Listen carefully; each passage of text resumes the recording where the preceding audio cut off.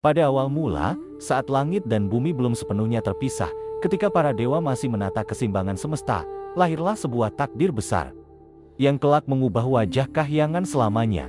Sebelum kisah agung ini dimulai, luangkan sekejap waktumu untuk subscribe channel ini. Aktifkan lonceng notifikasi, agar kamu tidak ketinggalan cerita-cerita leluhur Nusantara, kisah para dewa, ksatria, dan rahasia zaman purba yang jarang diceritakan Herba. Karena setiap legenda menyimpan pesan, dan setiap cerita adalah warisan. Pada awal mula jagat raya, sebelum gunung menjulang dan lautan beriak, alam semesta berada dalam kesunyian abadi.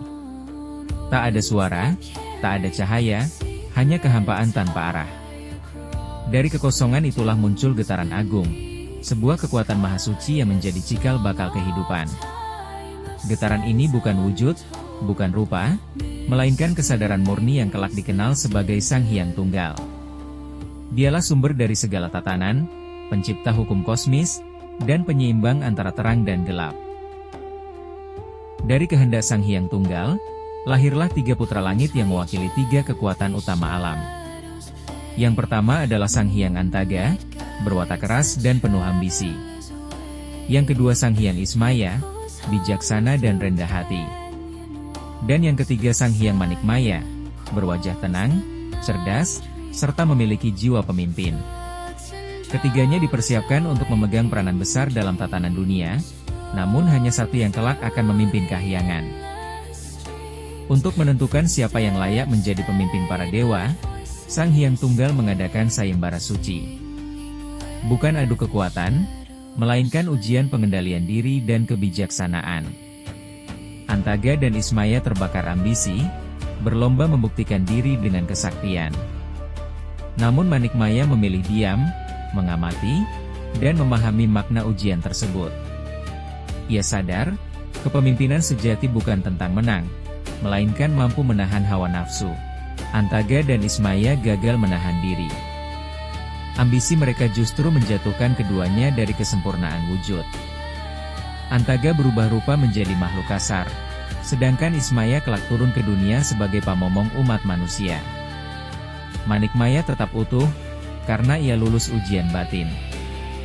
Dari sinilah Sang Hyang Tunggal menetapkan Manikmaya sebagai pemimpin Kahyangan. Manikmaya dinobatkan dengan gelar Batara Guru, penguasa Kahyangan dan guru para dewa. Ia diberi tahta di Kahyangan Jonggring Salaka, pusat keseimbangan alam semesta.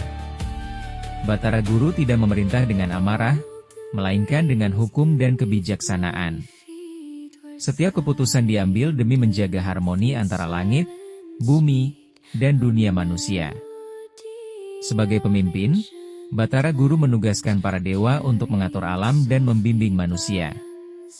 Dari Kahyangan, pengaruhnya menyebar ke bumi, menjadi hukum alam, ajaran kebijaksanaan, dan tatanan kehidupan.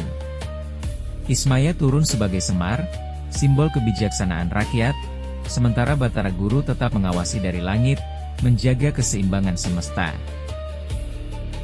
Hingga kini, Batara Guru dikenang sebagai lambang pemimpin sejati, kuat tanpa angkara, berkuasa tanpa keserakahan. Kisah asal-usulnya menjadi ajaran luhur dalam dunia pewayangan, bahwa kekuasaan tertinggi hanya layak dipegang oleh mereka yang mampu menaklukkan diri sendiri. Dari Kahyangan hingga panggung wayang golek, nama Batara Guru abadi sebagai guru para dewa dan manusia.